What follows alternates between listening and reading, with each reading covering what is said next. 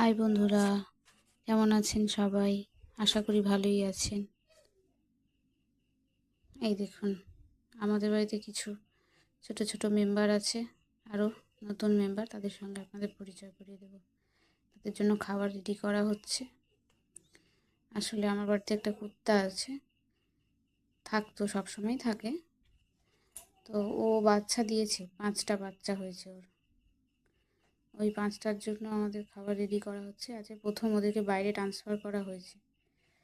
ছিল আমার বাগানের মধ্যেই ছিল, কিন্তু দেখছি কিছুদিন যাবৎ ওরা বেরোতে শুরু করেছে, তো এখন পুরো বাগানটার মধ্যেই দৌড়াদৌড়ি, ছোটাছুটি, হ্যাঁ, এদিক ওদিক পটি এসব করছে। তো কৃতিকার বাবা আজকের বাইরে ওদের জন্য একটা থাকার জায়গা করে দিয়েছে।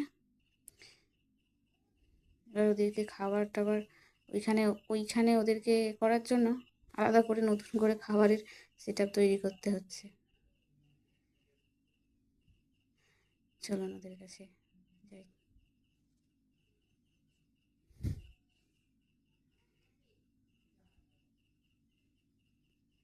এই দেখুন, ওদের ঘরটা দেখুন।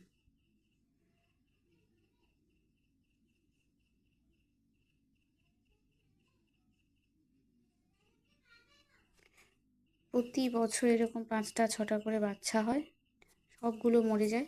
একটা করেই বাচ্চা বাঁচে, কেন বুঝতে পারি না। আমাদের পাশের বাড়িতেও আছে কুত্তা, ওদেরও আগের বছরে 9টা বাচ্চা দিয়েছিল, এবছরেও দিয়েছে 8টা। ওদেরও সবগুলো মরে একটাই বেঁচে থাকে, কেন জানি না। দেখি আমাদের এবছরে কি হয়। ওই দেখুন, সব খাবার জন্য কি করছে দেখছেন।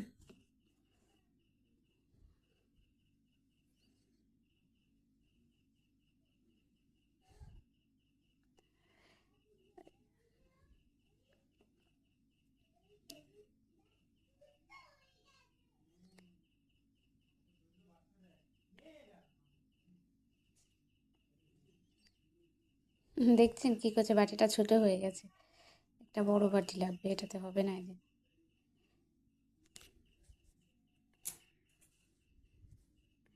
এটাতে হবে না, চেঞ্জ করতে হবে। কাল একবার আপনাদের সাথে এদের ভিডিও আরেকবার শেয়ার করব, এদের মাকেও শেয়ার করব। দেখুন কি করছে, দেখুন।